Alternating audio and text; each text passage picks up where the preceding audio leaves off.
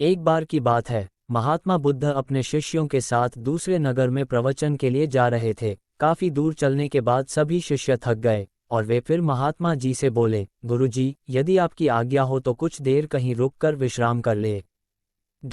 महात्मा जी बोले, वत्स, कहीं उचित स्थान देखकर हम वही विश्राम करेंगे।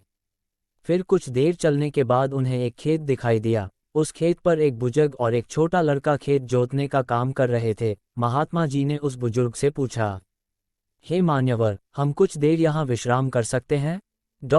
तब उस बुजुर्ग ने महात्मा जी को पहचान लिया और हाथ जोड़कर उनको प्रणाम किया और कहा, है महात्मा जी, ये तो हमारी खुशनसीबी है कि आप हमारे खेत पर पधारे।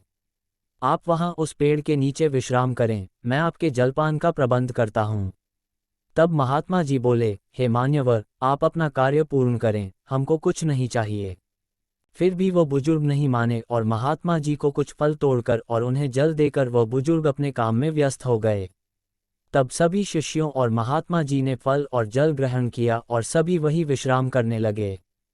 फिर वो बुजुर्ग निरंतर अपना कार्य करते रहे। तभी उस बुजुर्ग के पोता काम करते करते थक गया और मन में सोचने लगा कि अभी तो आधा खेत ही जुता है और आधा खेत अभी बाकी है, अब मैं कुछ देर विश्राम कर लूं, फिर आधा खेत जोतूंगा।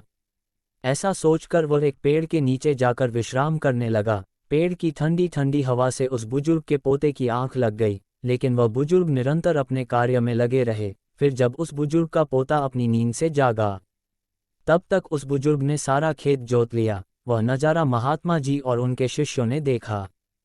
तभी महात्मा जी से उनके शिष्य बोले, हे गुरुजी, इन बुजुर्ग की उम्र इतनी अधिक होने के बावजूद भी बिना विश्राम किए ही उन्होंने सारा खेत जोत लिया, और दूसरी ओर तुम्हारे पोते की उम्र उनसे छोटी होने के बावजूद भी आधा खेत जोतकर विश्राम करने चला गया।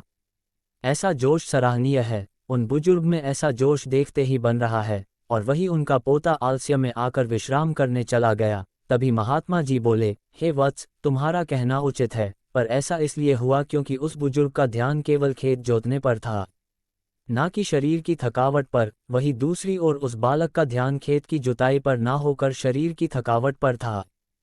इससे हमें ये शिक्षा मिलती है कि अपना ध्यान हमेशा लक्ष्य पर केंद्रित रखें और अन्य कहीं नहीं। ये कहकर महात्मा जी और उनके शिष्य उस बुजुर्ग का अभिवादन करके अपने मार्ग पर चल दिए। इस कहानी के माध्यम से हमने देखा कि एक सफल जीवन के लिए ध्यान और समर्पण का महत्व क्या है।